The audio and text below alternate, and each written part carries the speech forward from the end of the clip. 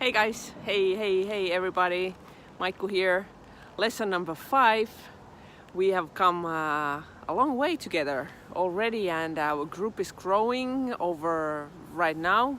While I'm filming this, we're almost to 1,000 members all around the world that have gathered in our silent healing and animal communication group in Facebook. We're gonna post the link here so you can go and join, and if you like what we do, and if you like the lessons, and if you know anybody that would like to learn animal communication and healing, you're most welcome to ask them to join the group. As you can see, I went back to blonde, so that's why it feels like the light is hitting my hair. It looks funny. Yeah, it's been amazing couple months. We've been traveling like all around Scandinavia. We've been really busy.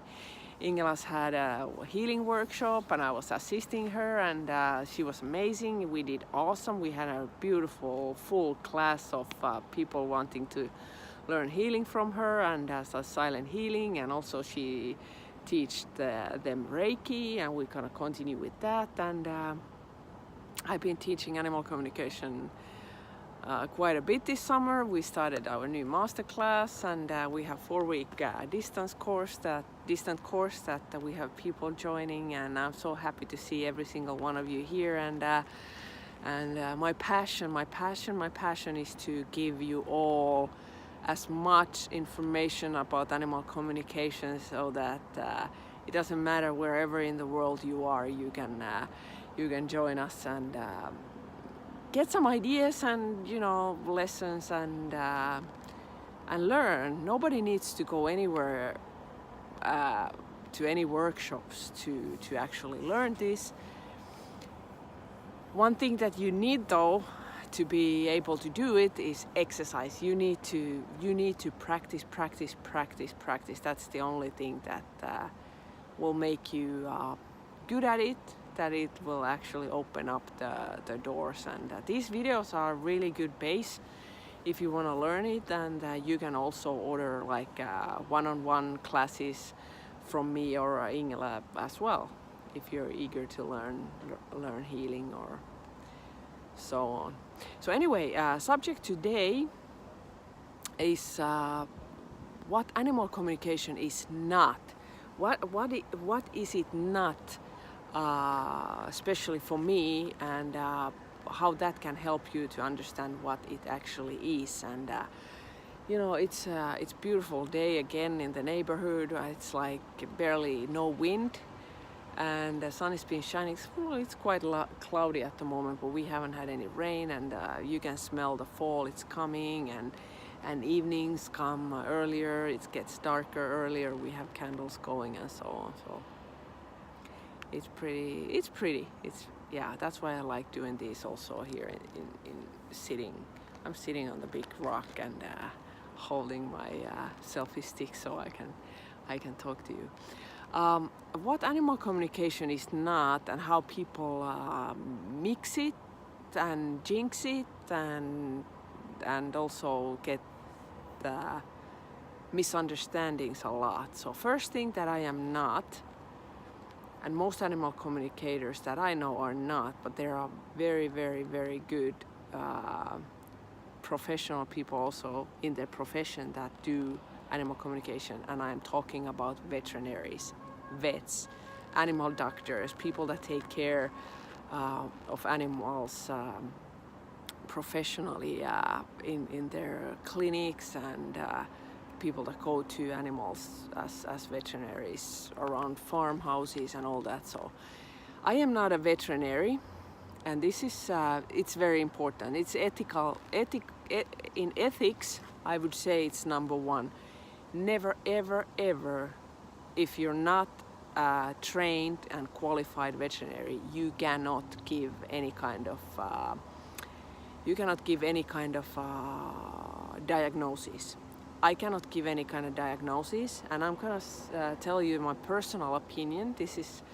I know that there are people that say otherwise, but in my opinion, animals can't diagnose themselves. And and neither can human beings. If you're not a doctor, if you don't have certain things that you need, x-rays and blood tests and all that, you can't tell what's wrong with you. If my back is hurting or if I have a stomach ache, still today we go to see a doctor to get a better idea what's going on. Well, I don't like to eat medication, and that's a whole nother subject, and that's a whole nother world I'm not gonna tap into. I'm just talking about this being a veterinary versus animal communication. So we can't give any kind of diagnosis, and I get tons of emails. People are asking, like, my dog have some kind of a lump in its neck. Does he have a lymphoma, or is it cancerous, or my horse just got new medication. Can you ask the horse how are they feeling about the medication? Is it good? Is it enough? Do I need to take the medication down, and so on. I have absolutely no credentials to go and tell them what it is, or is the medication right, or do anything. If anything like that, if any kind of a question that comes with prescriptions or diagnosis, you contact with your professional veterinary. That all being said, important thing is that we can help veterinaries a lot. I have students that are veterinaries, highly trained doctors, and they've come to the classes to tune up their intuition and be able to help their clients more, and to be able to do all, like be a better veterinary, kind of tune in with the animal and get like more inside information that how the animal is feeling. If the veterinary is not trained animal communicator or do animal communication, they can also connect with me or ask their client to connect with me or somebody else that does the communication. What we can do is that we can help the vet with getting the information from the animal where the pain actually is and how high the pain level is. So when I tune in with the animal, I get sensations in my own physical being, and there's been tons of examples with horses that have told me there's been issues with their jaws and teeth, and there's been horses that have been sold to a person that they didn't know that there's been actually a trailer accident that the horse told me that, and they've been looking like a wrong leg. The horse is showing in physical sense that the pain is in somewhere else that where it actually is, and they're so complex physical beings, so all animals are. So I can help them by telling where I feel the pain, what animal is showing me as a bodily sensation, physical sensation, and then I tell that to the person or straight to the vet, and then they can look for or take testes or tests or whatever from that part of the body and see. I have a very good veterinary that used to take care of my own animals, and she told me that there's tons and tons of things that can be found with normal tests like X-rays and ultrasound and blood test and urine test and all different kind of things. But there are times, and we all know that you don't find anything, you can't find what's wrong, and then she said that a lot of people come to see her or veterinary that matter, that they just want to get a prescription to get some medication, and then if the medication is not right, they come back and they switch it to something else, or it's a difficult thing. And there are a lot of medications that actually work, but then she said that if they don't find anything, then she asked the person, how are you feeling? Because she said that a lot of veterinaries have actually figured out that we are living in such a tight symbiosis with our pets that the pets actually carry what's wrong with us. And I went to see this particular vet with my own puppy, and I knew that there's something wrong with the teeth, since he started to eat harder food. And she looked at me when we went there. This was our first meeting, and she looked at me and said, "Are you stressed?" And I said, "Yeah, well, at that point in time I was still working at the airline, and I was taking care of horses, and it was 24/7 merry-go-round going on all the time, and I was really, really stressed." And well, she said, "You do understand that the reason for your dog not eating might be that you have an ulcers that he's picked up on, and that's why his tummy's aching, and he's not eating." And I was like, wow, that's like a interesting point of view. And we started to talk, and I told what I do, and that's when she said that it's so many times that they actually carry what's going on in our life, and especially when they don't find anything physically wrong. So that's something to remember, that if you can't figure out what's wrong, then turn inside and see what's going on in your internal life, and what's going on with you. And one thing that I want to mention is, when I talk about medication, is that there are so many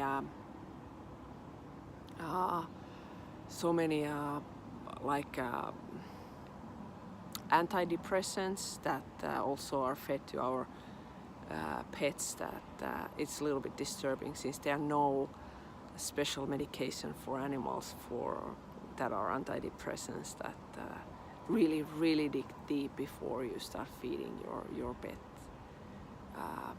those kind of medications, is they're only made for us, and we really don't know what they do, but they're really a big thing these days, that they also are prescribed to our pets. Okay, moving on. The next thing, there are really two things that I talk about that I am not. Me personally, Maikku, I am not a animal trainer.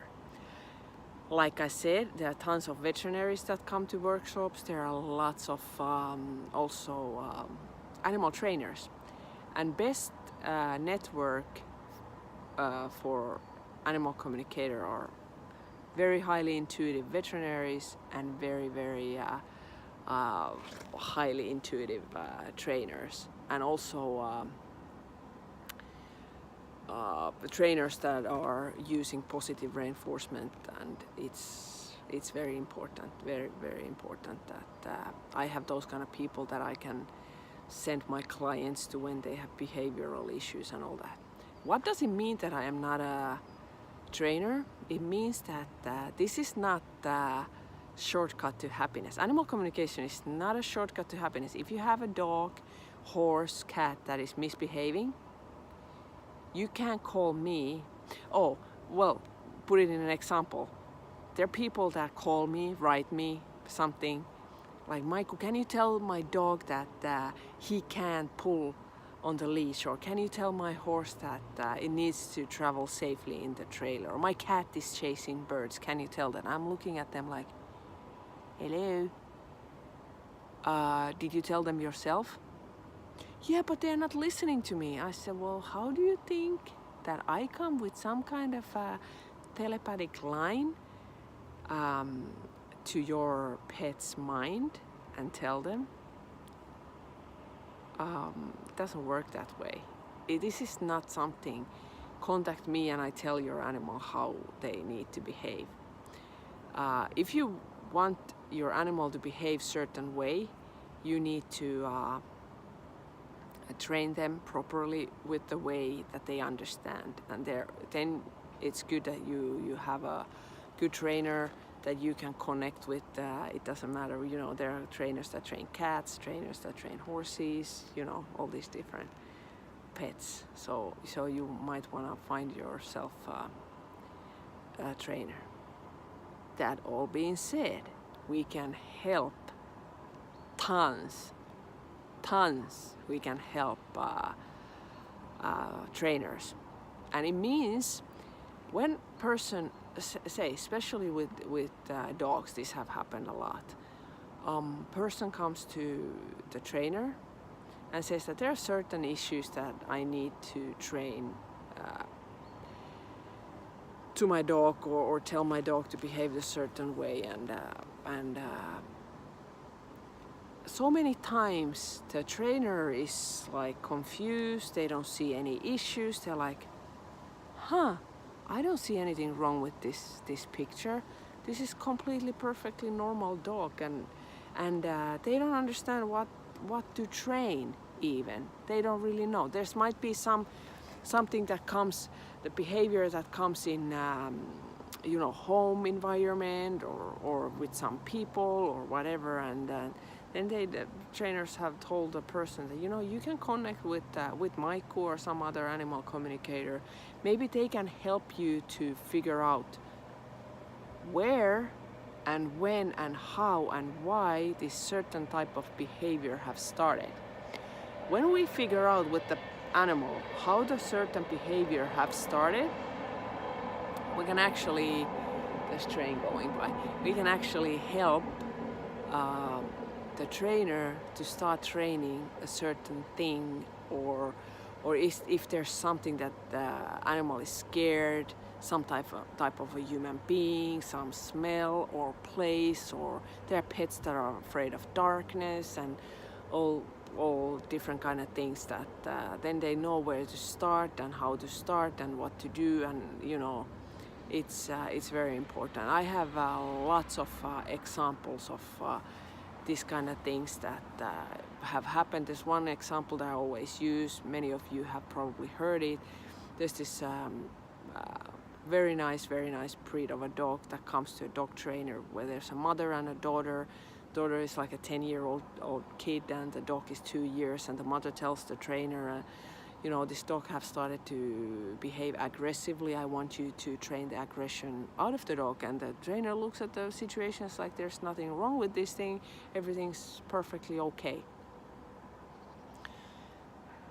And there's obviously some type of an aggression and all that. So she says, the trainer, that I know this person that does animal communication, maybe you'd like to connect with them so they can tell you, Maiku can tell you what and how this thing have happened and started and what's going on really in the background. And so they did, and the dog told me that there's another person in the household that was a male and smells funny, and I could get a sense of alcohol smelling, and the dog said that I've been told that I need to stay in the little space.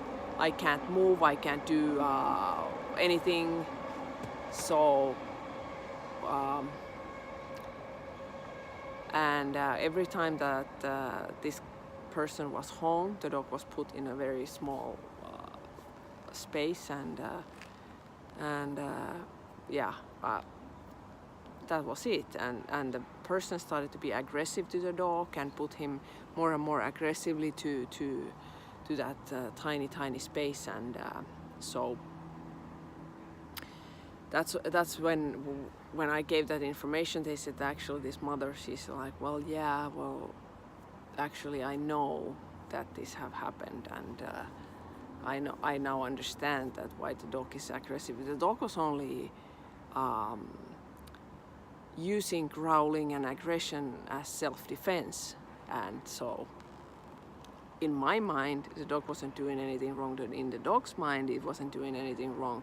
But obviously the person said that you're gonna be put down if you don't stop this behavior. And then of course the mother figure out that she's gonna find the best trainer that she can possibly find and help the dog.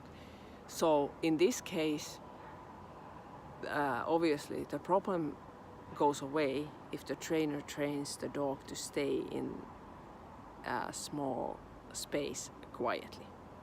And I hope that there are no trainers that would do that. So I actually don't know fully what happened after that, but they figured out that it was a really not healthy situation for the dog especially. Probably not for the mother and the daughter too, but our job is also not to tell people how to solve their issues. We tell what's the issue, what's behind of the issue, and then we can't give the answers, even though in my mind I had the answer, but it's not my place to mix my own opinion and my own emotions with this case.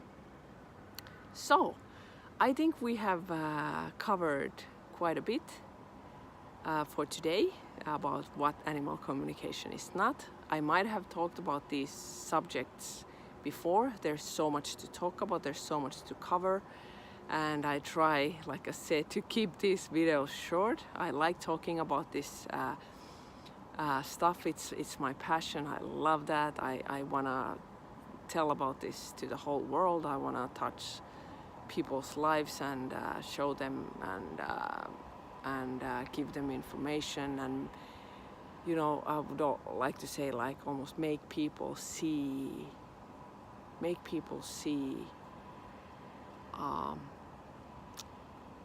differently, just a teeny tiny bit. See differently what is around you, how your behavior, how your thoughts, how your emotions affect